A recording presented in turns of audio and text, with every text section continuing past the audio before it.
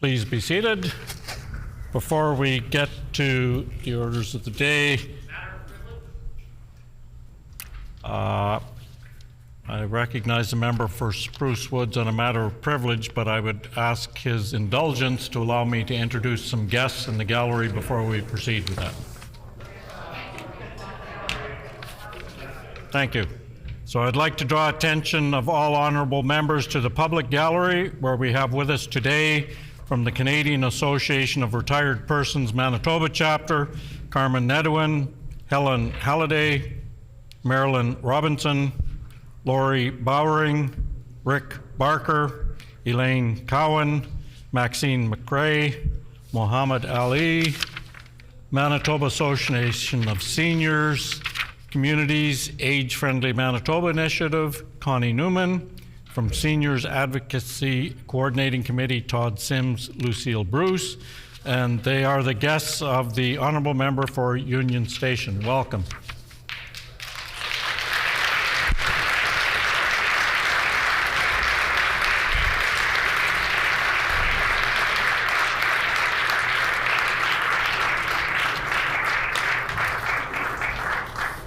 The Honourable Member for Spruce Woods on a matter of privilege.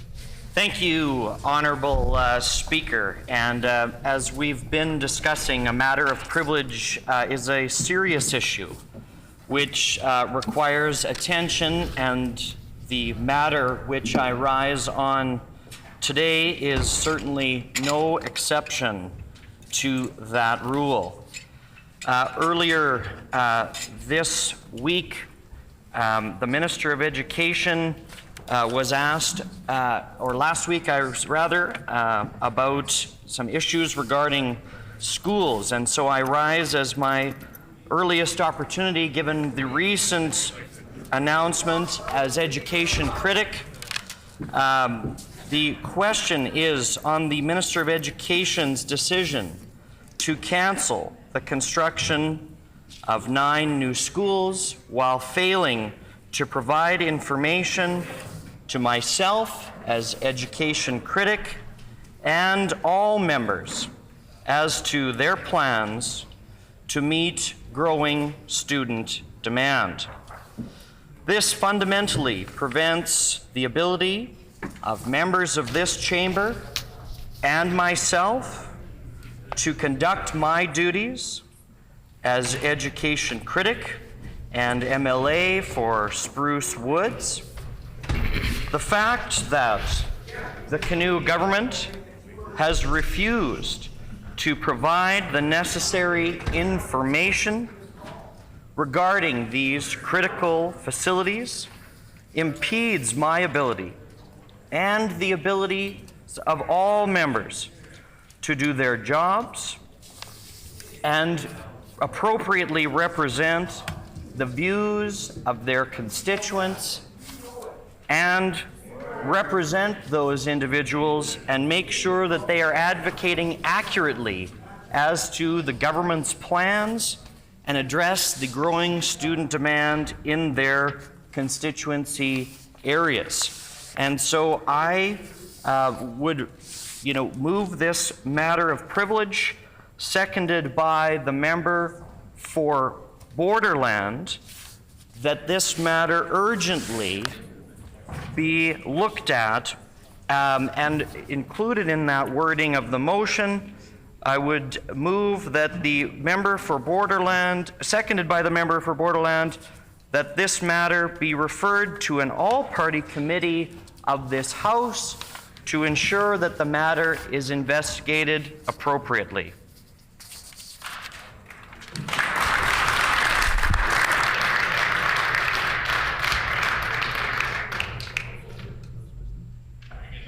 The Honourable Government House Leader on House Business. Miigwech, Honourable Speaker.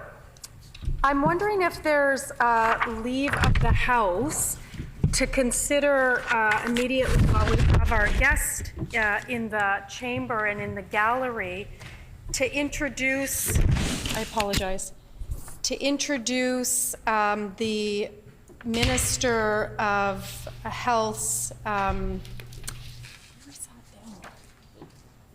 Where is it? Which one? 36.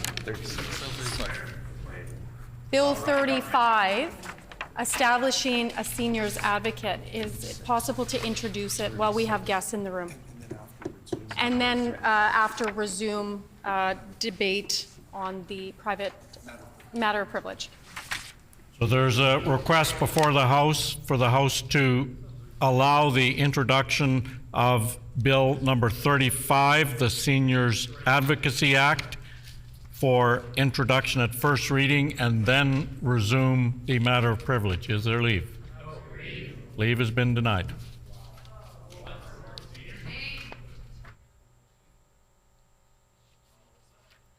The Honourable Government House Leader on House business. No, in response to the matter of privilege. I wanted to respond first. Okay.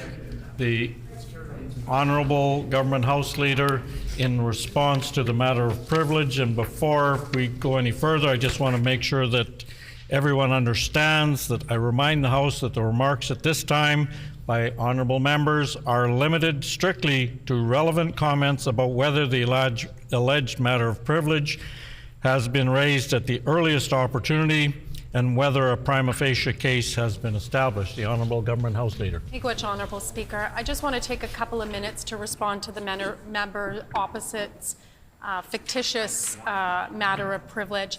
But first, let me begin by apologizing to the guests in the gallery that we have with us today, seniors who have dedicated their lives to Manitoba, who have made Manitoba a better province, and who have been advocating for many years for a seniors advocate office. And I want to apologize to my colleague, the Minister for Health, who's been such an active member trying to bring forward this legislation. I want to apologize on behalf of members opposite. I'd like to remind members that in response to the matter of privilege, their comments should be relevant to the matter of privilege. The Honourable Government House Leader. Miigwech, Honourable Speaker. This matter of privilege is fictitious, as I said, but again, I want to acknowledge the folks that are in the gallery today that have worked so hard to see a seniors advocate office established. And unfortunately, every single member, while they're waving at the folks in the gallery, are actively preventing the Minister of Health to be able to introduce the bill. So again, I think we're on day 2 of members opposite wasting everybody's time in this chamber. It's a fictitious matter of privilege. It's abusing the House and some of the rules and tools that we have to be able to do the business. As I said yesterday, and I'll repeat it today, we have to get on with the work that we have in this legislative assembly. We've got good bills that members opposite don't want us to be able to introduce, including the Seniors Advocate Office, and that is just shameful. Don't wave to them. Don't acknowledge them. You could sit down and let our bills pass. Don't give them like fake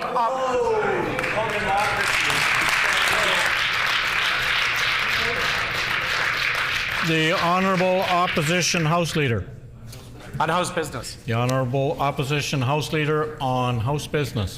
Could you please canvass the House for leave to pause this matter of privilege so that the House may consider private member statements followed by ministerial statements, with the understanding that after the statement and responses, we will immediately resume with this matter of privilege for Spruce Woods. Is there leave to pause this matter of privilege so that the House may consider member statements and ministerial statement, with the understanding that after the statements, we will immediately resume this matter of privilege? Is there leave? The statements and the response to the ministerial. The statements and the responses to the ministerial statement. Is there leave? Agreed and so ordered. Routine proceedings, member statements. The Honourable Minister of Environment and Climate Change. Thank you, Honourable Speaker. Today I rise to recognize Baljot Ray, who has performed outstanding environmental research to address the impacts of invasive zebra mussels and eutrophication on Lake Winnipeg. A grade 12 student at St. Paul's High School, Baljot first presented his research at the 2023 Bison Regional Science Fair alongside more than 200 students from across our province. By crushing and thermally activating the shells of zebra mussels, Baljot used the shells to absorb almost 60% of the phosphorus in water samples similar to those collected from Lake Winnipeg. While the research is preliminary, Baljot's technique could one day be used to counter the rampant blue-green algae blooms, which accompany eutrophication and threaten our lake's marine biodiversity. Last year, Baljot and 2 other Bison Regional Science Fair finalists traveled to Edmonton for a Canada-wide science fair. His innovative research was awarded a scholarship and attracted international attention as bodies of water across the globe face similar problems. Out of the many presentations from our country's sharpest young minds, Baljot's project was selected as a finalist for the prestigious Canadian Stockholm Junior Water Prize. Baljot and the next generation of Manitobans will inherit the environment that we leave behind, making it vital that we support their passion and ingenuity while incorporating their ideas and perspectives into our long-term environmental solutions. Baljot Ray's keen mind and dedication to Manitoba's marine ecosystems stand as testaments to the power of young people to change our world for the better. Please join me in congratulating Baljot Ray, who is accompanied by his mentor and Bison Regional Science Fair organizer, Dr. Anju Bajaj, for his outstanding contributions to environmental science and to the health and economy of our province. Thank you, Baljot.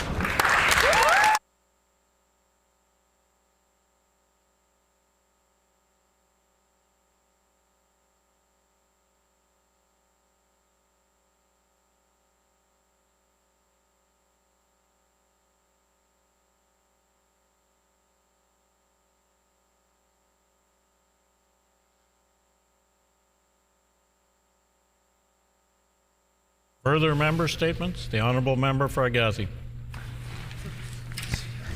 Thank you, Honourable Speaker. Today marks the first day of spring, traditionally observed as a time of rebirth and renewal. As our Earth begins to wake up from the dark months of winter, bringing more sun and warm weather back to our lives. Today is commonly called the spring equinox, which means the northern and southern hemispheres receive roughly equal amounts of sunlight. Neither hemisphere is tilted more toward or away from the sun than the other. This only happens twice a year. Our days will continue to grow until the June summer solstice. It's an important time for the new life to grow and flourish with the longer days ahead of us. We will get to spend more time enjoying the daylight with our families and see all the beautiful things Manitoba has to offer. Many communities and cultures across the world gather to celebrate such a magnificent event. It's a celebration of new beginnings, wishing prosperity and welcoming the future while shedding away the past. That's why families use this time to deep clean their homes and closets and buy fresh clothing. Many Indigenous communities see this as a time to connect with the earth, to share teachings of strength and hope. Physically and spiritually, we must show respect to the earth by planting the seeds that help us grow and reconnect to the land. No matter your background, there are so many different reasons to embrace the season, especially in Manitoba, where our winters may not always be too kind, and it gives us hope for better days and better weather ahead. I wish everyone today a healthy, happy, and prosperous spring season. Thank you.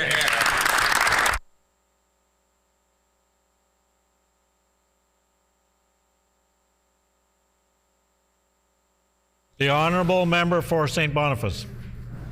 Merci, l'Honorable Président.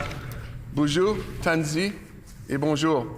Aujourd'hui, il me fait grand plaisir de prendre la parole pour porter honneur au Festival du Voyageur qui vient de fêter sa 55e édition. Et d'ailleurs, nous avons l'équipe et la famille des voyageurs officiels avec nous dans la galerie. Organisée par le Festival du Voyageur Incorporé, cette célébration de 10 jours de l'histoire de la francophonie des Métis et des Premières Nations est un incontournable de la communauté de Saint-Boniface. La programmation du Festival 2024 a compris plusieurs sites et une variété d'activités riches et diverses. Que vous soyez un passionné de la musique en direct, des sculptures de neige, des compétitions amicales ou de la nourriture traditionnelle comme la tourtière, vous êtes sûr de trouver tout ce que vous cherchez au festival. En tant que le plus grand festival d'hiver de l'Ouest canadien, le Festival du Voyageur attire des milliers de Manitobains à Saint-Boniface, ainsi que dans nos communautés francophones. Cette année, notre résilience a été mise à l'épreuve, car le festival a continué à évoluer malgré un hiver doux et l'absence de neige. Le Festival du Voyageur a eu lieu, le premier Festival du Voyageur a eu lieu en 1970 avec le soutien de 18 organismes communautaires. Depuis, le festival a grandi et accueille aujourd'hui plus de 75 000 visiteurs par an.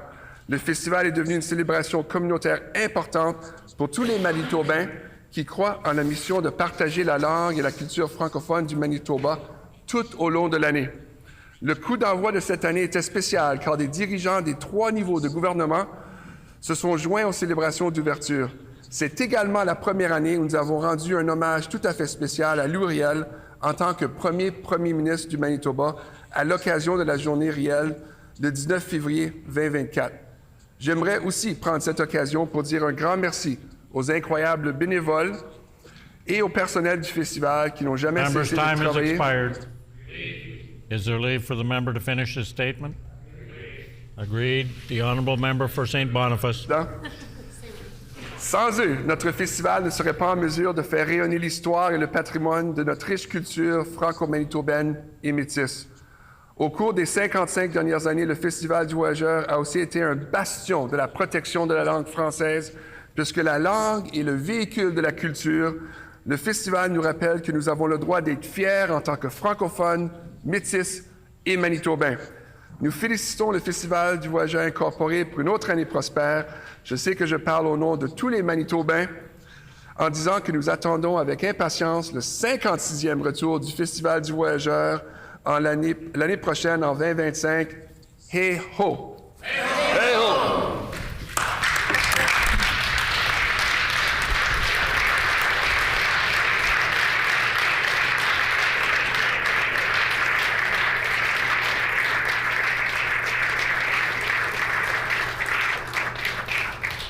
Before proceeding with further member statements, I'd just like to officially acknowledge that their staff, the official family of the Festival de Voyageurs that are joining us here in the House as they celebrate the 55th edition of the Festival de Voyageurs.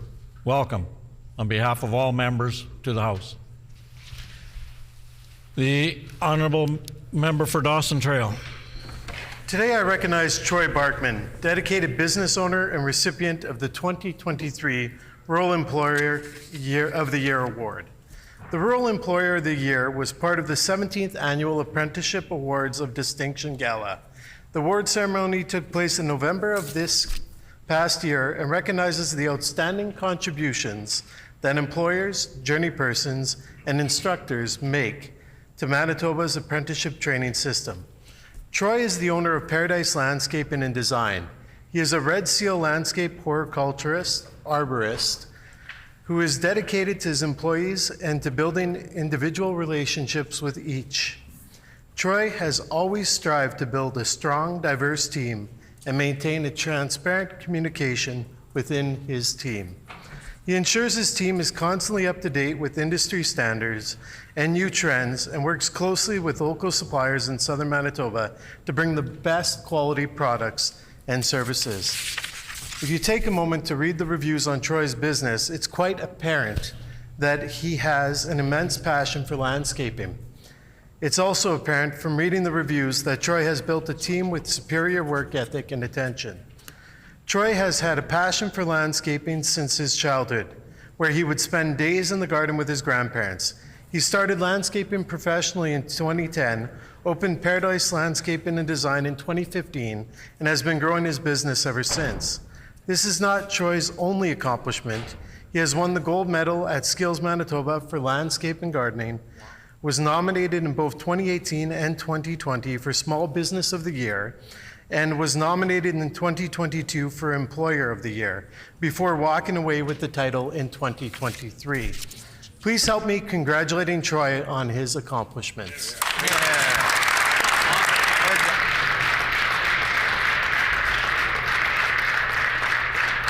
The honourable member for Elmwood. Thank you, Mr. Speaker. Manitoba's new government eliminated the 14-cent a litre fuel tax effective January 1, 2024, to a public feeling the full effects of inflation.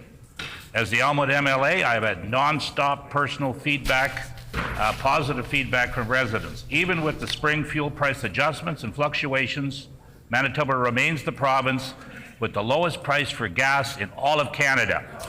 As of Sunday, March 17, 204 Fuels on Sargent Avenue had gas at $1.15.9 liter, while Calgary's average price was $1.46.9. That's 31 cents a liter less in Winnipeg than in Calgary, where the gas comes from.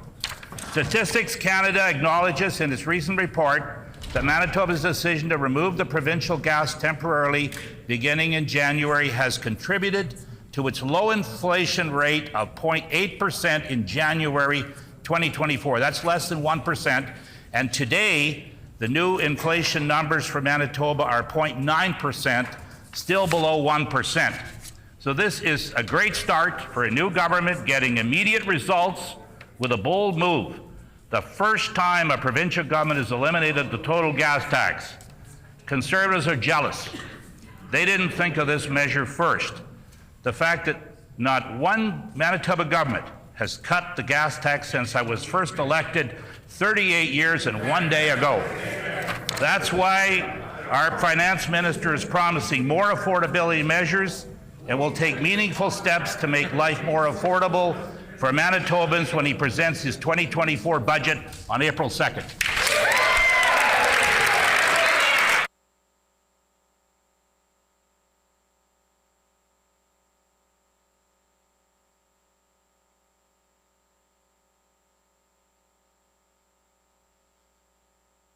As previously agreed, we will now have ministerial.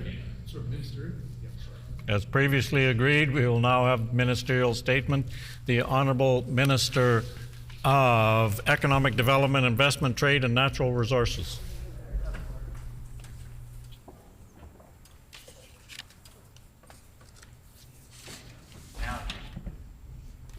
Thank you, Honourable Speaker. I rise today to provide an update to Manitobans about Imperial Oil's unplanned maintenance work of a gasoline pipeline. Imperial Oil has advised the province that it temporarily shut down its pipeline that runs between Gretna and a terminal here in Winnipeg. This pipeline provides gasoline, diesel, and jet fuel to customers in Winnipeg and the surrounding areas. The pipeline will be shut down for approximately 3 months to work on a stretch of line near St. Adolphe. Imperial Oil's decision to do maintenance on the pipeline and undertake repairs was made after proactive pipeline inspections identified integrity concerns in a section of pipe south of St. Adolphe. I want to reassure Manitobans that our government has been in close communication with Imperial Oil and the gasoline suppliers who use the line. We have been assured by Imperial Oil that the line was not compromised and no materials have been spilled into the environment. The Manitoba government has taken several steps to lean on suppliers to maintain gasoline supply and to ensure the maintenance work is being done quickly and safely. First, we made sure there was a strong plan in place to maintain supply by providing alternative methods of fuel delivery via rail and truck. Next, we activated our incident command structure to work through logistical issues and ensure regular monitoring of repairs. We have also convened a response group with Imperial Oil and Manitoba's largest fuel suppliers who are managing fuel supply and providing alternative methods of delivery. This group will provide daily updates to government about their progress and bring concerns to our attention immediately. We have developed a dedicated team of inspectors from our Environment Compliance and Enforcement branch to oversee Imperial Oil's maintenance work. These inspectors will ensure all necessary precautions are taken to protect the surrounding environment. We reached out to other levels of government, including federal government, other provinces, and North Dakota, to address permitting, explore options for fuel delivery, and initiate collaboration. Our government is committed to working closely alongside local stakeholders, communities, and industry to maintain communication during this maintenance period. Today, I've confirmed that fuel trucks are already on their way to Winnipeg from Gretna, Manitoba. We continue to lean on Imperial Oil and other suppliers to maintain supply for Manitobans and ensure prices stay affordable. We will continue to update Manitobans in this House and in news bulletins. Thank you, Honourable Speaker.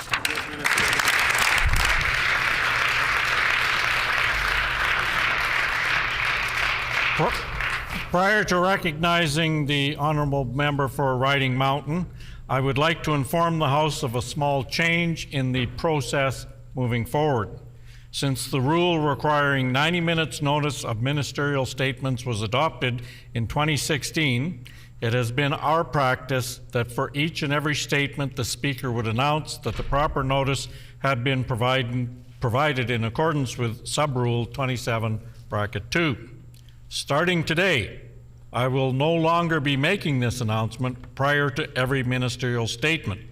If the required notice was received, the minister will be recognized and then may immediately make their statement. I will only be making an announcement should the required 90 minutes notice not be provided. I thank all members for their patience and will now recognize the honourable member for Riding Mountain to respond to the ministerial statement. The honourable member for Riding Mountain. Honourable Speaker, I rise today to address the Imperial Oil pipeline shutdown, which has disrupted the secure supply of gasoline, diesel, and jet fuel to the City of Winnipeg and surrounding communities. Late Sunday, March 17th, Imperial Oil announced rather suddenly that the Winnipeg Products Pipeline would be shut down to address concerns over the integrity of a section of the pipeline just south of St. Adolphe. We have been told this shutdown will last 3 months.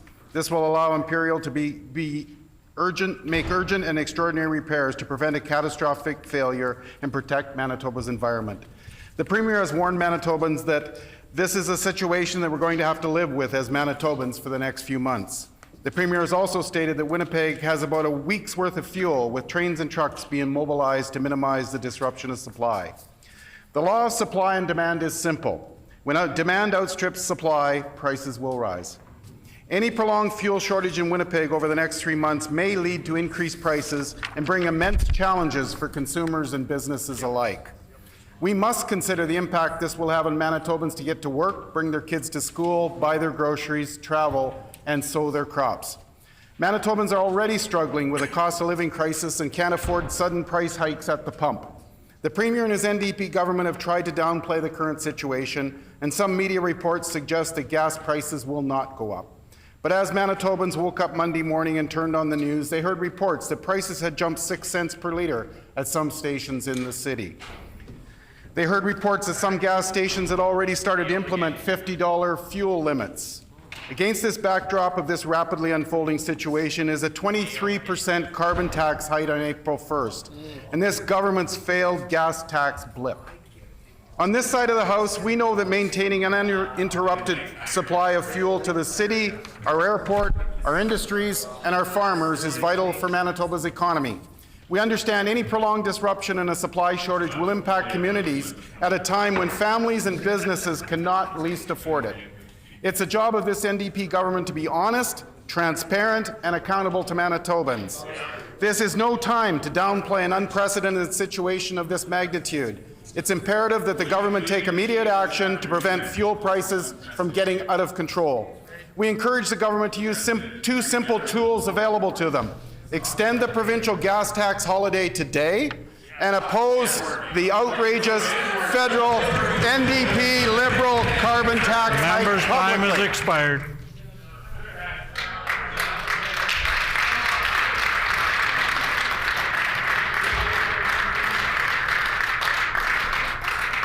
The honourable member for Tyndall Park.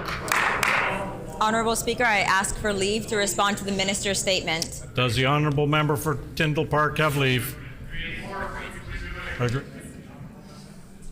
Thank you, Honourable Speaker. I'd like to thank the Minister for this update on a crucial and rapidly evolving situation here in the province. We have since learned that gasoline and diesel will be travelling by truck and rail with higher frequency to ensure minimal consumer disruption. I think it is important that the government continue to provide all updates so we can all be aware of the gravity of the situation. Honourable Speaker, there are a number of important considerations that this government can update Manitobans on. For example, how much can Manitobans expect this to impact the price at the pump? Will this government be extending its tax holiday on fuel? Will this disproportionately affect surrounding communities? How will this affect our heavy industries like trucking and farming? Honourable Speaker, this incident speaks to the importance of energy capacity in our province. The transition away from being fully reliant on fossil fuels is well underway. Our province relies on petroleum, but we also need to be thinking about our future energy needs, which undoubtedly require an updated energy grid to support electric vehicles and widely available and accessible charging stations across the province. We also need to be thinking about bolstering our renewable energy capacity and how we can add to and supplement Manitoba Hydro's electricity generation to fuel our energy needs for the future. This was expressed to us loud and clear from the previous CEO of Hydro. Honourable Speaker, incidents such as this highlight the need to diversify our energy capacity for the current and future generations. In closing, I'd like to thank the Minister for the update and encourage regular ones until the issue has been resolved. Thank you.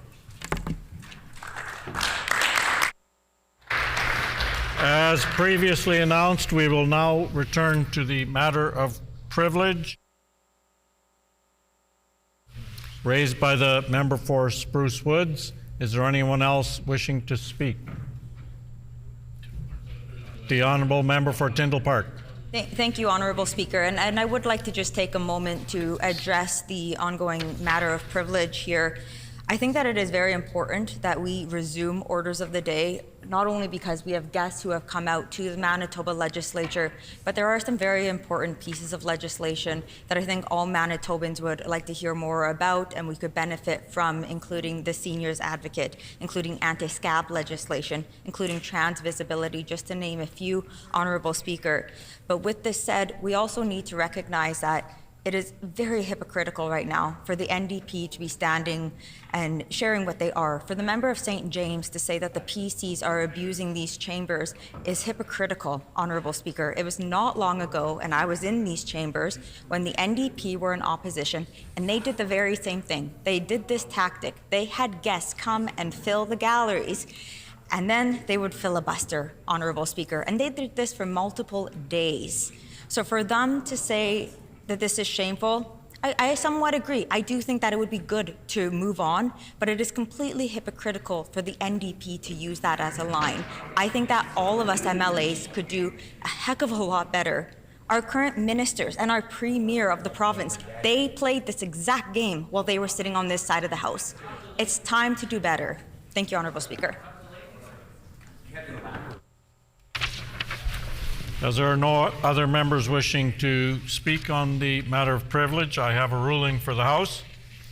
On the matter of privilege raised by the honourable member for Spruce Woods, I would like to inform the House that a matter of privilege regarding the role of the critic does not form the basis for a matter of privilege. On page 224 of the second edition of Parliamentary Privilege in Canada, Joseph Mangot notes that parliamentary privilege is concerned with the special rights of members, not in their capacity as ministers or as party leaders, whips, or other roles, but strictly in their capacity as members in their parliamentary work. Therefore, the honourable member for Spruce Woods cannot claim the protection of parliamentary privilege for the performance of his duties as a critic, but only as an MLA. The provision is supported by rulings from Speakers Rocan, Dakay, and Hicks. Further, past Manitoba speakers have ruled that a dispute between two members as to allegations of fact does not constitute a breach of privilege. Bosque and Gagnon advise on page 148 of the House of Commons Procedure and Practice that if a question of privilege involves a disagreement between two or more members as to facts, this order, please. As to facts, the Speaker typically rules that such a dispute does not prevent members from fulfilling their parliamentary functions, nor does such a disagreement breach the collective privileges of the House. On this basis, I would therefore rule that the honourable member does not have a prima facie case of a matter of privilege. The honourable official critic, the honourable official opposition House Leader. Respectfully, Honourable Speaker, I would like to challenge your ruling. The ruling of the Speaker has been challenged. All those in favor of the ruling, please say aye. Aye. All those opposed, please say nay. Nay. In my opinion, the ayes have it. The Honourable Opposition House Leader. Could we please get a recorded vote? A recorded vote has been requested. Please call in the members.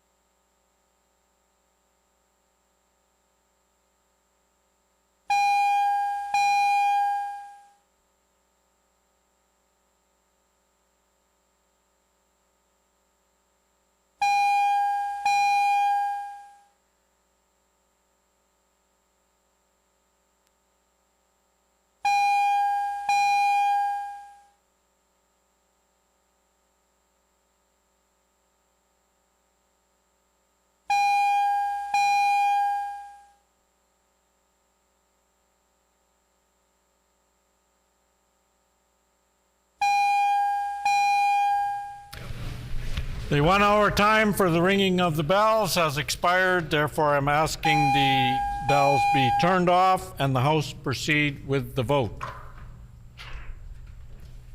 The question before the House is, shall the ruling of the Speaker be sustained? All those in favor in the House, please rise.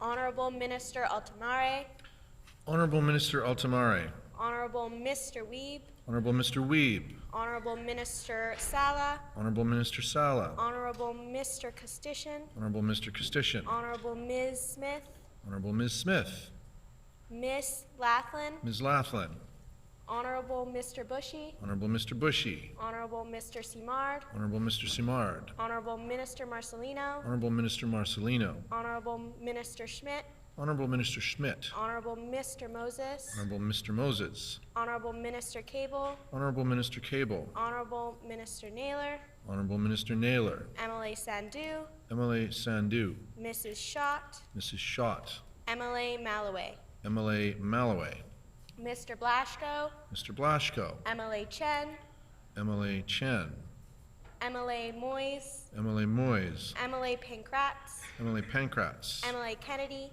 MLA Kennedy, MLA Devgan, MLA Devgan, MLA Cross, MLA Cross, MLA Loisel, MLA Loisel, Mr. Oxenham, Mr. Oxenham, MLA Dela Cruz, MLA Dela Cruz, Mr. Brar, Mr. Brar, MLA Morose, MLA Morose, Mr. Vasiliev. Mr. Vasiliev. All those in the chamber opposed, please rise. Mr. Iwasko, Mr. Owasco, Mr. Johnson, Mr. Johnston, Mrs. Stone, Mrs. Stone, Mr. Pinook, Mr. Paniuk, Mrs. Cook, Mrs. Cook, Mr. Nesbitt, Mr. Nesbitt, Mr. Wharton, Mr. Wharton, Mr. Gertzen, Mr. Gertzen, MLA Lagasse, MLA Lagasse, Ms. Byram, Ms. Byram, Mr. Khan, Mr. Khan, Mrs. Hebert, Mrs. Hebert, Mr. Wochuk, Mr. Wochuk, Mr. Balkin, Mr. Balkin, Mr. Schuler, Mr. Schuler, MLA Bariza, MLA Bariza, Mr. Ginter, Mr.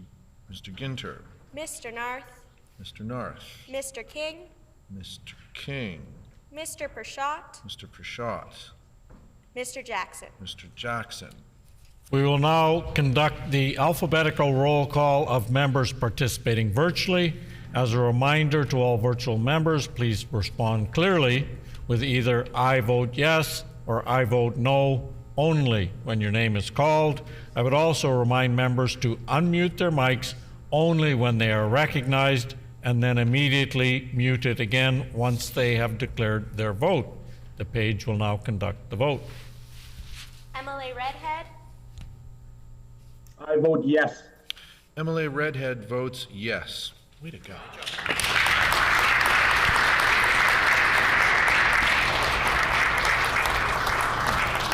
We both have 21.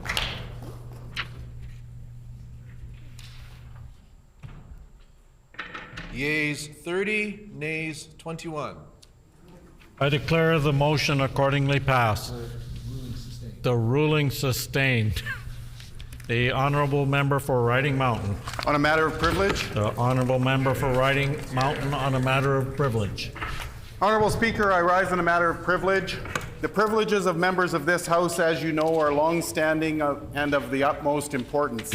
As the House of Commons Procedures and Practice at page 61 notes, and I quote, "The privileges of the members of this House of Commons provide the absolute immunity they require to perform their parliamentary work, while the collective and corporate rights of the House are the necessary means by which the House effectively discharges its duties." Buchanan at page 11 defines privilege as, and I quote, "the sum of the particular rights enjoyed by each House collectively as a constituent part of the High Court of Parliament, and by members of each House individually, without which they could not discharge their functions and which exceed those possessed by other bodies or individuals." Buchanan goes on to note, and I quote, "The privileges of Parliament are rights which are absolutely necessary for the due execution of its powers. They are enjoyed by individual members because the House cannot perform its functions without impeded use of the services of its members. Bouchane makes this point by citing the authority of Erskine May. There are then at least two dimensions to the privileges of members of a legislature or house, one a collective dimension and an individual dimension. The matter of privilege that I raise today in this House concerns the latter, the individual dimension of the privileges of members. Neither the House of Commons procedure or practices nor de Bouchane's indicates a level of importance or hierarchy between the collective and individual aspects of the privilege of members. While the House of Commons procedures and practice notes, and I quote, "Privilege essentially belongs to the House as a whole. Individual members can only claim privilege insomuch as any denial of their rights or threat made to them would impede the functioning of this House." This is a conceptual rather than moral or democratic dependence. The individual rights, Honourable Speaker, of members constitutes collectively the privileges of the House and are just as central to the fundamental right of Parliament to discharge its duties. Thus, it is reasonable to infer that both the individual and collective dimensions of the privileges of members are on equal footing and are of equal importance. First, in the importance among the individual privileges of the members of this House is freedom of speech. Honourable Speaker, the ability of members of this House to speak freely regarding any matter of business that might come before this House goes to the very heart of the privileges of members of the Assembly. As Bouchane, 5th edition, notes in paragraph 55, and I quote, Honourable Speaker, "The privilege of freedom of speech is both the least questioned and most fundamental right of the Member of Parliament on the floor of the House and in committee." The House of Commons procedure and practice states at page 93, and I quote, "Freedom of speech permits members to speak freely in the chamber during a sitting or in committees during meetings. This freedom is essential for the effective workings of the House." Honourable Speaker, a necessary component to the proper exercise of freedom of speech is the ability of members to have access to the relevant information needed to discharge their duties. In order to comment on a bill, Honourable Speaker, for example, to be debated and discussed in this House, it is necessary for all members to have access to the text of this bill. Honourable Speaker, our job as legislators, as members of the official opposition, and as MLAs requires all members of this House to have the necessary information provided to us so that we can truly and faithfully represent the voices of the tens of thousands of Manitobans that we represent.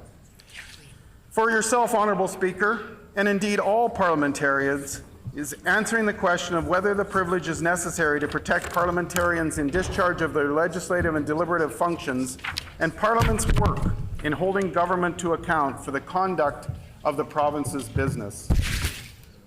Honourable Speaker, in debate on an opposition resolution on the morning of Thursday, March 14th, the member for Seine River revealed details of a bill that had not been previously introduced by the government. What? The member for Seine River said, and I quote from Hansard, "There is legislation on notice that will hold polluters accountable and require them to notify all affected parties when there is a spill." A fundamental component of an elected legislature, whether government or opposition, is the right to be provided parliamentary information, specifically the introduction of new legislation and its content on a priority basis. Failure to do so puts all legislatures at a disadvantage when speaking to or about pending legislation. This release of information prior to the bill being introduced undermines the freedom of speech of all members and prevents the kind of informed, reasoned, collective debate that is necessary for this House to discharge its duties. Honourable Speaker, I would suggest it is an abuse of the process, and I would further suggest and submit it undermines the privileges of the members of this House. Honourable Speaker, after taking time to research this issue, I believe I have raised this issue at the earliest opportunity.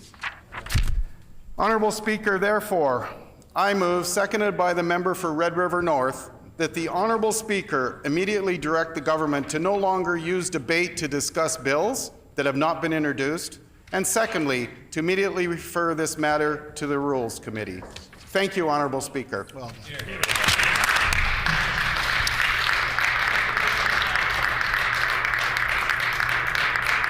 Before recognizing any other members to speak, I would remind the House that remarks at this time by honorable members are limited strictly to matters relevant. Comments about whether the alleged matter of privilege has been raised at the earliest opportunity and whether a prima facie case has been established. The Honourable Minister of Justice. Thank you very much, Honourable Speaker. It sounds like the member opposite is interested in hearing the content of bills. Well, have I got news for him? We've got a whole bunch of them on this side of the House, bills that are going to make Manitoba a better place. And we want to introduce those bills and show all members opposite the good content within. Now, once we've introduced those bills, there'll be plenty of time for debate, and he's certainly welcome to go through them line by line and have very fulsome debate in this House. And then, believe it or not, Honourable Speaker, he even gets a chance to vote on that legislation. And Manitobans can see where they stand on issues like supporting workers in Manitoba, like supporting seniors in this province by establishing a seniors advocate, like protecting our communities through stronger legislation that goes after organized crime. I would hope that the member opposite would want to debate those. He would want to have his time on the record and then have an opportunity to vote on it.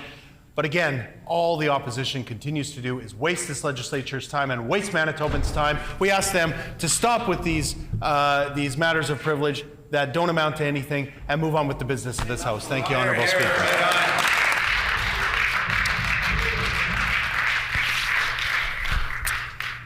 A matter of privilege is a very serious concern. I'm going to take this matter under advisement to consult with the authorities and will return to the House with a ruling. The Honourable Member for Agassiz. On a matter of privilege, Honourable Speaker. The Honourable Member for Agassiz on a matter of privilege. Thank you, Honourable Speaker. On a matter of privilege. I rise today on a truly important matter of privilege that has impacted my ability to participate as a member and adequately represent my constituents in Agassiz. This is a serious matter that I am raising today, and I encourage members opposite to listen closely. I understand that they have been quite vocal this afternoon. I'm bringing forward a situation that has directly impacted my ability to participate, as well as goes against long-standing rules of not just this House, but all similar assemblies. Boskin Gagnon explained the rights of members of an assembly in House of Commons Procedure and Practice, 3rd edition. And I've referenced that material substantially in preparing these remarks, as well as other legislative precedents. As these experts write, a complaint on a matter of privilege must satisfy 2 conditions before it can be accorded precedence over the orders of the day. First, the Speaker must be convinced that a prima facie case of breach of privilege has been made. And second, the matter must be raised at the earliest opportunity. Mr. Speaker, Honourable Speaker, I believe that both of these criteria have been met, and I will explain why, Honourable Speaker. It is with great honour and privilege that I am here to speak to this very important matter. I was elected to represent the people of Agassiz and stand up for Manitobans, and that is what I'm doing here today.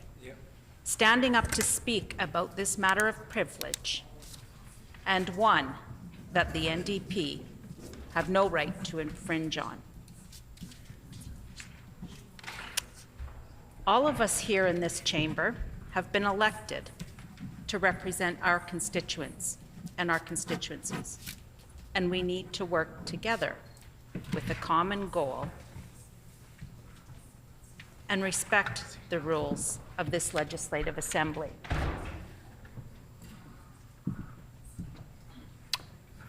I like to believe we are all here for the same common goal, but it is becoming more and more apparent that the NDP are not here for all Manitobans. And that is why I rise here today at my earliest convenience on this very important matter of privilege, Honorable Speaker. As Speaker Bosley noted,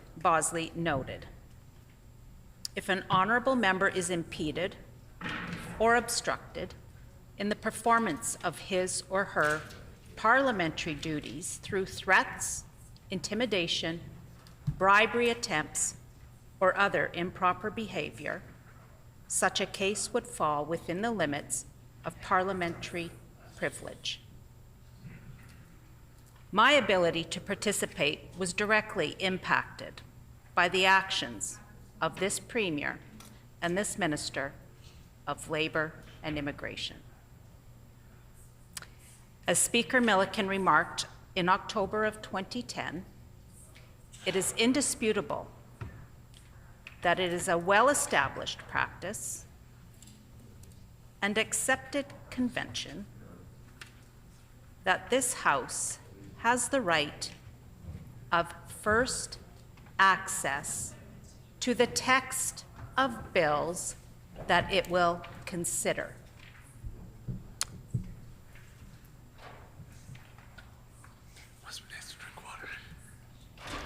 Unfortunately, yesterday this Premier and his minister breached this long-standing convention and spoke to the media and Labour leaders about a bill that has not been introduced in this House, Honourable Speaker. Sounds like a matter of privilege to me. Yep, it's a real one. They're all real. In June of 2017, Speaker Regan considered a similar matter federally, where the contents of changes to the Canada Transportation Act were provided to media outlets prior to their publication in the House. What happened? He referenced Speaker Parent in his ruling, although the members of the House should always be the first ones to examine the legislation after it has been introduced. After it has been introduced and read the first time. This rule must be balanced against the need for the government to consult both experts and the public when developing its legislative proposals. I must be clear, Honourable Speaker. That is not what occurred in this situation. This was not the development of this bill, but rather the members opposite that were frustrated and decided that their plans superseded the rules of this very House. Shame. It's bad. Wow. And that is unacceptable, Honourable Speaker. Unacceptable. Absolutely. These rules apply to all of us here in this chamber. There is no exception. Rules were not rewritten yesterday to accommodate for the Premier and the Minister to breach the rules of the House simply because they were not happy that business was not as they hoped for. Members of this House should always be the first to examine legislation after it has been introduced and read for the first time. And again, this was not the case yesterday. When would we see it? This is clearly a prima facie breach of privilege, Honourable Speaker.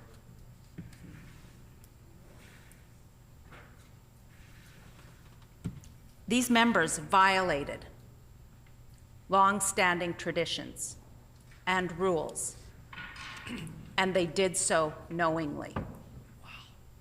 They knew that their legislation had not been distributed in this House. This is also part of a precedent with this minister, where she rose in second reading on a bill earlier this session without reaching out to opposition and offered the traditional bill briefing. I understand that the minister not like the role that we in opposition play, but we represent Manitobans as faithfully as she does. And it is concerning to see such disregard for the Manitobans that I represent. And today, this is clearly the first time that I could rise in this House on this matter, as it just occurred yesterday. So that criteria is met. Check. Check. To communicate exactly how serious this is, I have further references from other speakers to share with the House, hopefully to carry out how important this is. On April 19th, 2016, Speaker Regan delivered his ruling on a matter along similar lines. Amendments to the criminal code were reported to media before they were introduced in the House. In that instance, the Chief Government Whip rose and apologized on behalf of the government because it was not authorized.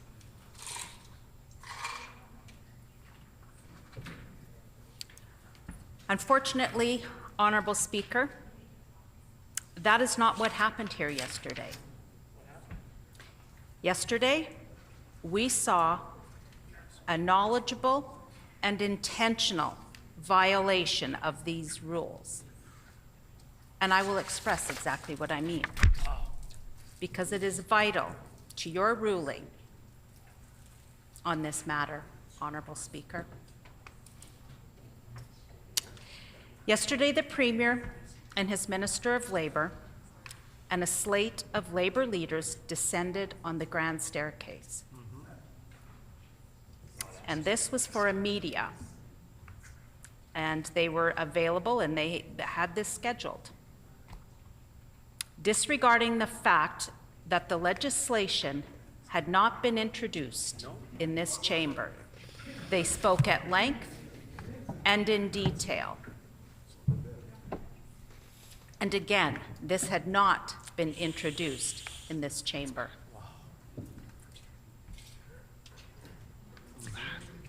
The Premier talked about a suite of legislation that this House hasn't seen.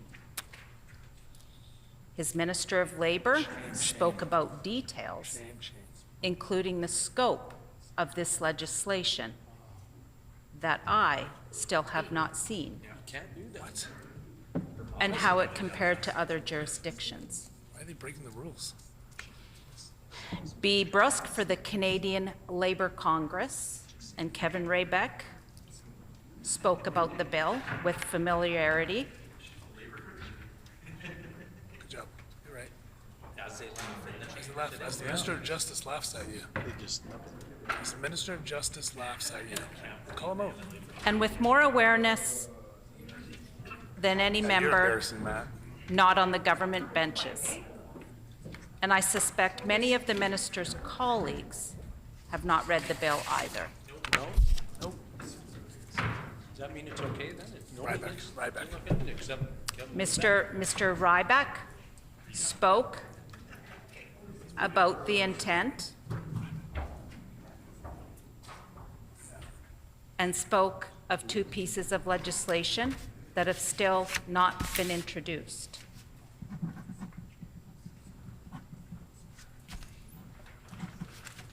And Ms. Brusque even put up a blog post on these bills, that of which I'll come back to. In the next 2 hours.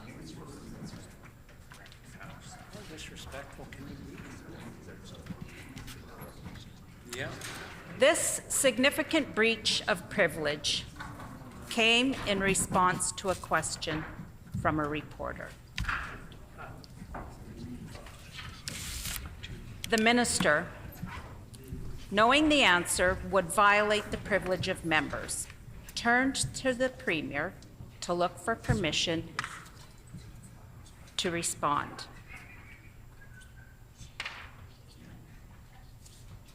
Am I allowed to answer this question, she asked.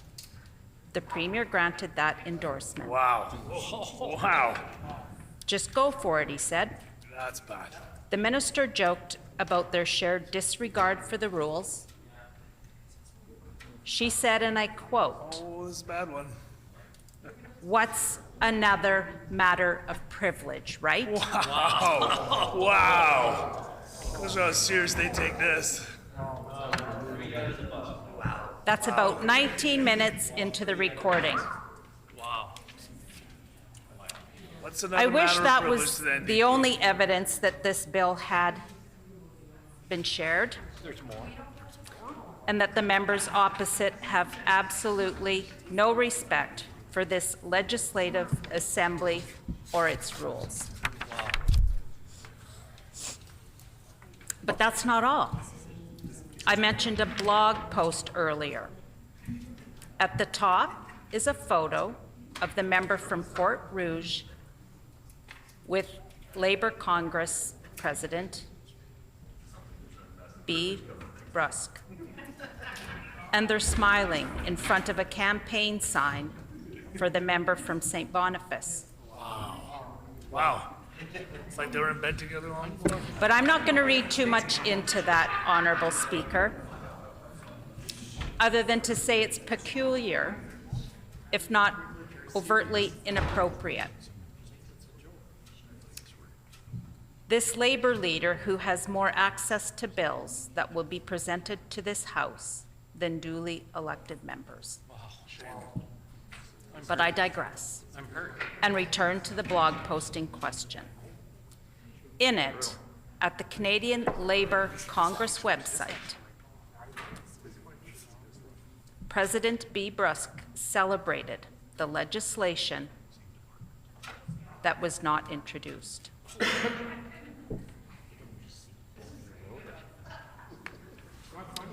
Traditionally, opposition and stakeholders alike reserve commentary on bills they haven't read.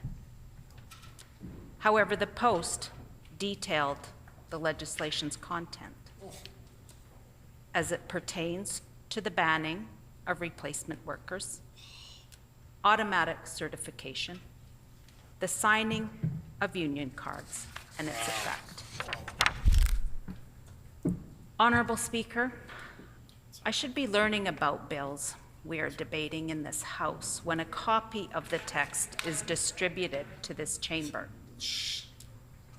I should not be learning of the details in the blog post of a booster for this government. No. The impression that this is leaving is that if you campaign for this Premier, you get preferable access. This constitutes a violation of members' privilege. Yep, absolutely. Wow. Here. Well done. Take your time, Jody, take your time.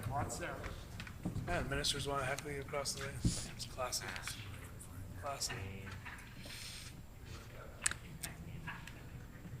Manitobans sent me and every other member on these benches to this chamber.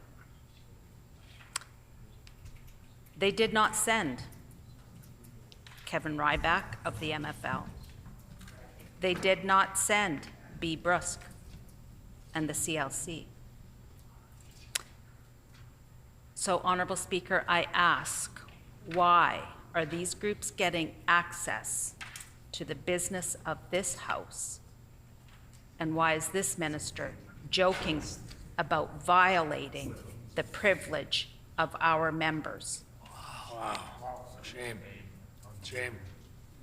Resign. As the examples I presented earlier show, Honourable Speaker, Be a resignation there somewhere. a minister is encouraged and entitled to consult with Manitobans in the crafting of legislation. But there is a difference between consulting on the content and having special interest groups presenting to media on intimate knowledge of a bill that has not been tabled. We just know how the NDP operate now. In his April 19th, 2016 ruling, Speaker Regan quoted extensively from Speaker Milliken, using precedent to form the basis of his ruling that a prima facie case was evident. In March of 2001, Speaker Milliken ruled that the convention of the confidentiality of bills on notice is necessary, not only to that members themselves may be well informed, but also because of the preeminent role which the House plays and must play in legislative affairs of the nation.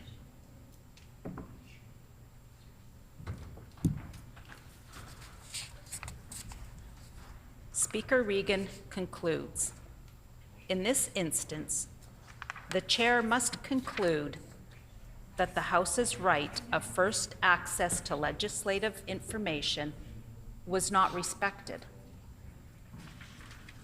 The chair appreciates the Chief Government Whip's assertion that no one in the government was authorized to publicly release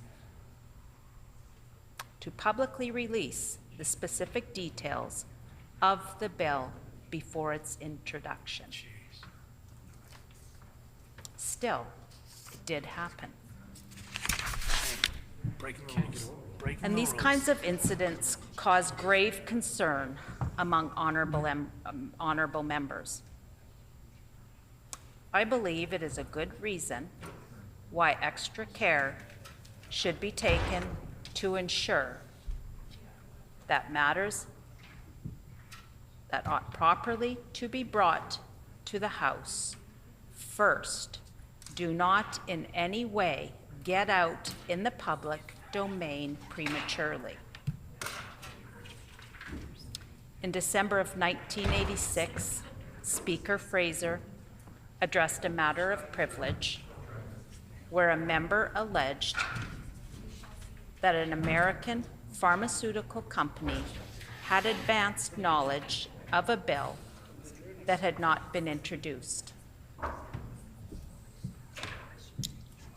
I think it is appropriate for the chair to remind all honorable members that these kinds of incidents do cause grave concern among honorable members, and I believe it is good reason why extra special care should be taken, especially by ministers, to ensure that matters that ought properly to be brought to the House do not in any way get out in the public domain and cause concern to honorable members and often to ministers as well.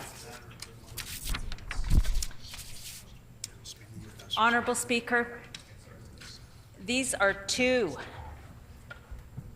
separate speakers who have confirmed what the Minister of Labor and Immigration clearly knew, that to present on these bills to the media was a breach of our privileges as members and a violation of contempt of this House. Yep, fine. The minister's comments to media, joking, "What's another matter of privilege?" Wow. Matter of privilege is She serious. asked permission from the Premier because she knew it was wrong, and he permitted this breach. Wow. Wow. Yeah, complicit. You're right. Complicit in a matter of privilege. To conclude, I encourage you, Honorable Speaker, to echo the words of Speaker Regan, Honorable Speaker. Thus, the available precedents lead me to conclude that this incident constitutes a prima facie question of privilege. Honorable Speaker, I have presented an obvious case, including the fact that the Minister and Premier were aware of the breach. I want to assure members opposite who have amplified ill intent to these matters that we are raising, if they would simply stop breaking the rules, we could get into the important business of passing laws for Manitobans. Therefore, I move, seconded by the member for Fort White, that this matter be referred to an all-party committee for review.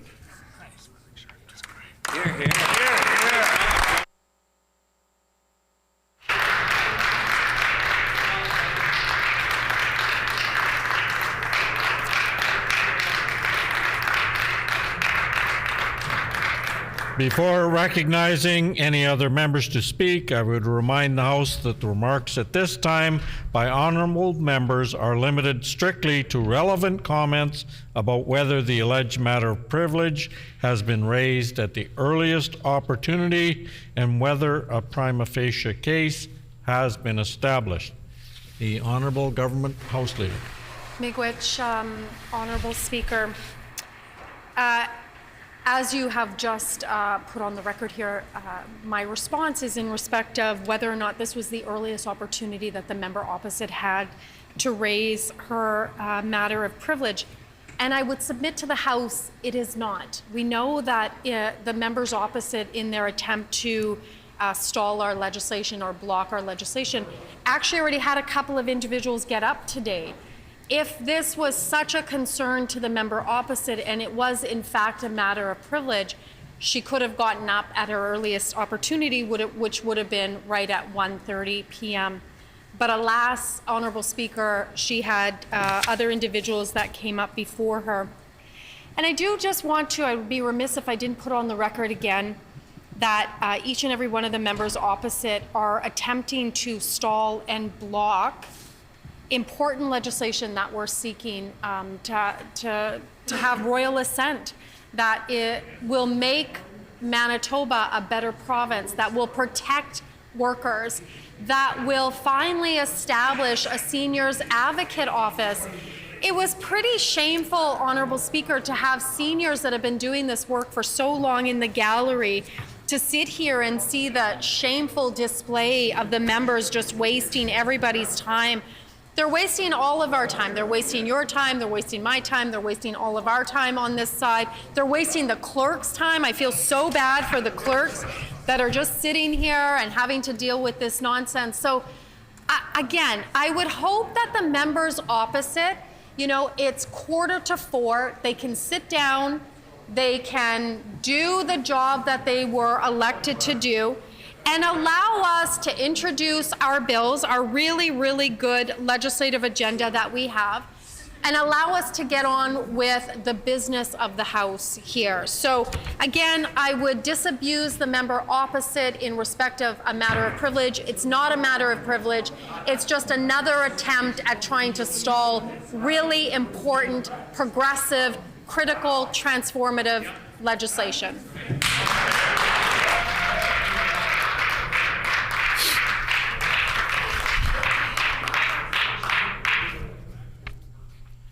On the matter of privilege raised, I would note that similar matters have been raised in the House over the last number of years. I will observe that the underlying principle here is the primacy and authority of the Assembly. As elected representatives, it is our duty to carefully consider the business before us so that we may make informed decisions. Any matter destined for consideration by this body, including legislation, should be introduced and explained here first, before it is shared with the public or the media. This has been the practice of this place for almost 150 years. In recent years, it has become more commonplace for members on both sides of the House to discuss in general or conceptual terms potential legislation outside of the House in advance of the introduction. These discussions have occurred in the form of consultations with stakeholders and also through interactions with media. I would give the caution to all members that such discussions must not reveal and relate any detailed provisions of upcoming legislation to ensure that the primacy and authority of the Assembly is not infringed on. To aid in this matter, members might consider having press conferences or media briefings after the legislation has been introduced. In the current circumstances, no specific evidence was provided to the House that the media or others receive copies of the legislation or detailed information about specifics of the bill. This is a crucial point because in the absence of such proof, it is difficult for a presiding officer to rule that any privileges were breached. I would remind members that the Speaker is speaking, so they should not be. Accordingly, after careful consideration of the matter, I am ruling that a prima facie case of privilege has not been established. However, I would strongly urge all members to reflect on the information I have presented today. I would note that while this circumstance does not constitute a breach of privilege, it could be considered discourteous to the Assembly should a similar situation occur in the future. As your Speaker, I would remain obligated to carefully consider all of the evidence presented and deliver a ruling. Thank you. The Honourable Opposition House Leader. Respectfully, Honourable Speaker, I challenge your ruling. The ruling of the Speaker has been challenged. All those in the House who are in favor of sustaining the ruling of the Speaker, please say aye. Aye. All those opposed to sustaining the ruling of the Speaker, please say nay. Nay. I believe the ayes have it. The Honourable Opposition House Leader. Yeah, recorded vote, please, Honourable Speaker. Recorded vote has been called for. Please call in the members.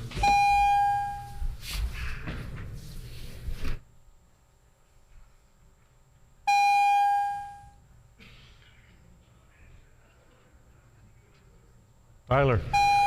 Tyler. Tyler.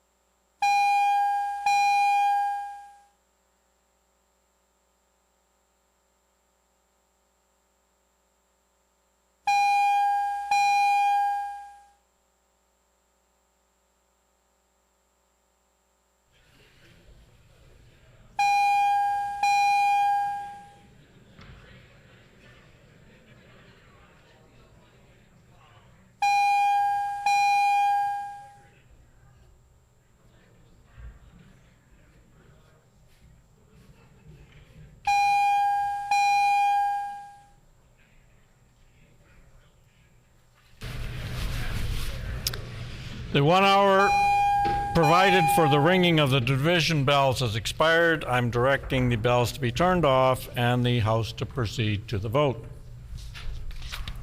So, the question before the House is, shall the ruling of the chair be sustained? All those in favor in the House, please rise.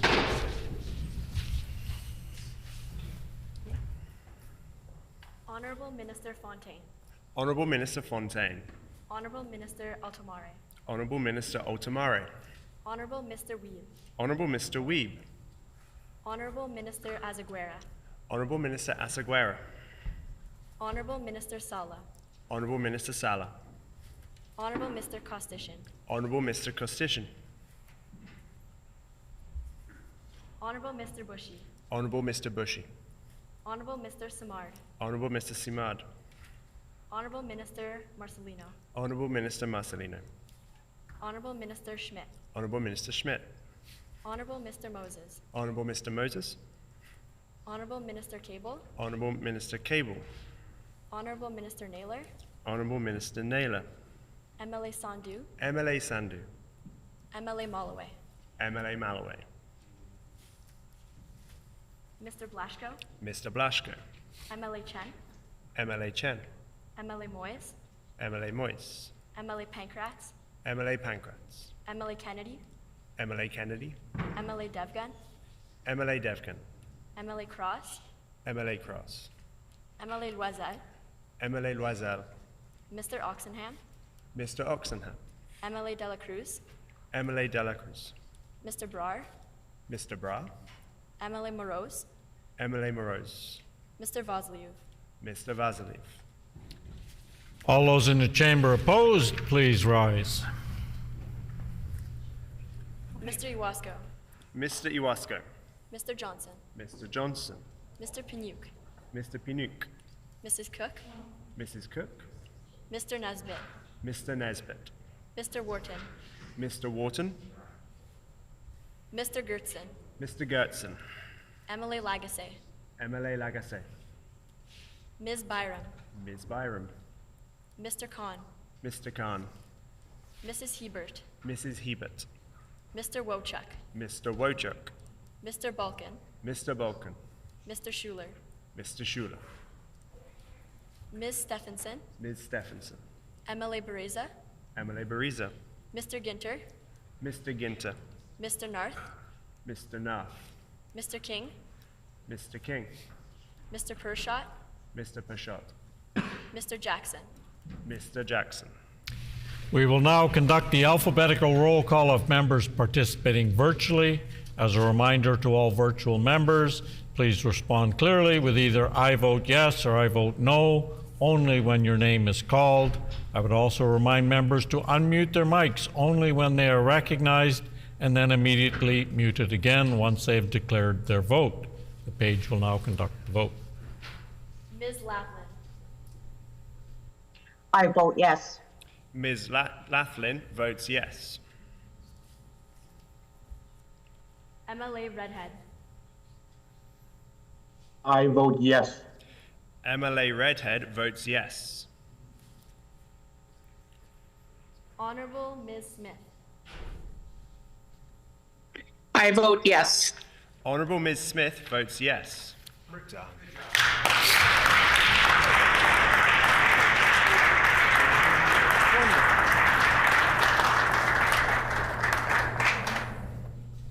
Yeas 31, nays 21. The motion is accordingly passed. The ruling of the chair is sustained. The honourable member for Lakeside. No, sorry. The honourable member for La Vérendrye. Honourable Speaker, I appreciate this opportunity to rise today on a matter of privilege. I do have a very important, significant issue that I would like to raise as a matter of privilege in this House. Now's the time. I think it's something that all members should pay very close attention to, and it is something that I think all members, certainly on this side of the House, feel is an important matter of privilege. The NDP have made it clear that they are willing to be misleading on the record. Ooh, wow. I have raised the issue of special risk extension policies through MPI twice now in this House. Yep. My colleagues have also raised this issue with the minister at committee. Yet every time this issue has been raised to the minister responsible for Manitoba Public Insurance, he has provided inconsistent and incoherent responses to the line of questioning.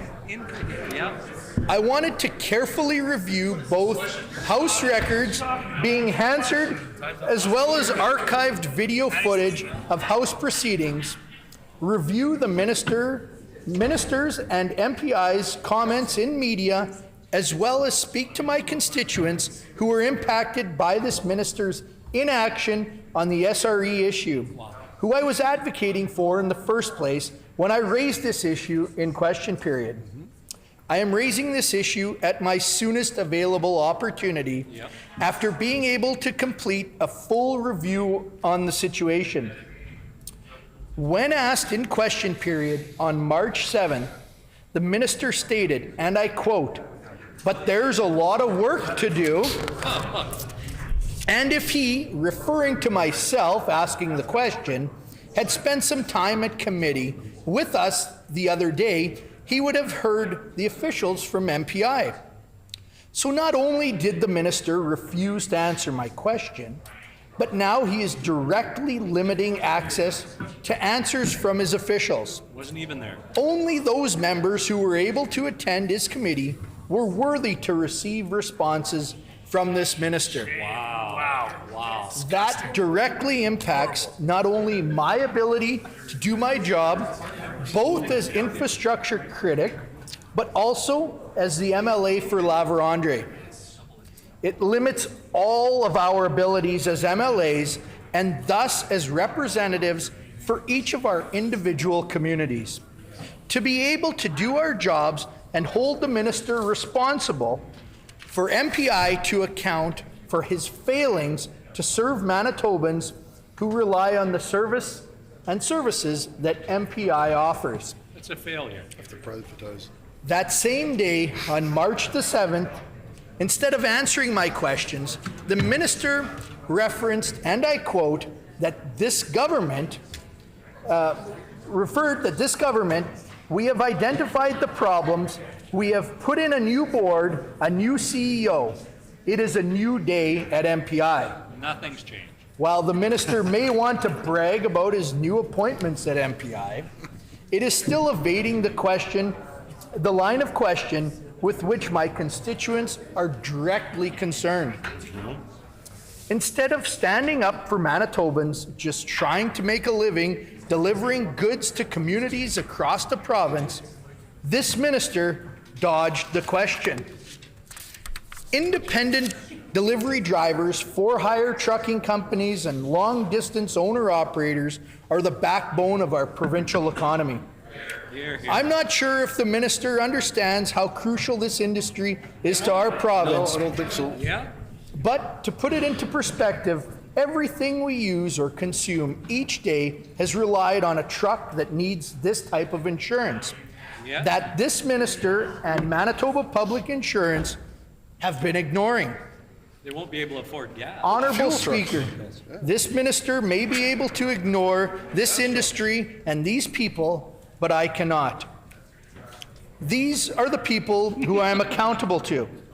These are our friends, our neighbors, kids' baseball coaches, and people that care so much about this province that they just want to be able to do the work and contribute without disruption. I have had the opportunity to speak to constituents who felt that taking on greater risk by purchasing a truck and a trailer on their own would provide the opportunity to provide more for their family and also this very province. Strong business people. It has been these families that are now left sitting and wondering if they may not only lose their new investment, but also the home which they are raising their families within. That's right. I think that we can all agree that Manitobans should not be driven to homelessness as a result of a strong work ethic, but a government not capable of running a viable insurance company. Not a hope. On March 12th, I raised this issue again in the House. Once again, the minister attempted to limit my rights as a legislator to ask him any questions regarding MPI. How can you do He said, and I quote again, "We had an opportunity just the other day here in the legislature to come together at committee and ask the experts at MPI about some of the challenges that we've been facing under the former government and how those decisions of the former government impacted the work that they do." More. So, once again... Order, please. When the House next meets, the member for La Vérendrye will be able to conclude their matter of privilege. The hour being 5 o'clock, the House is adjourned and stands adjourned until 1:30 tomorrow.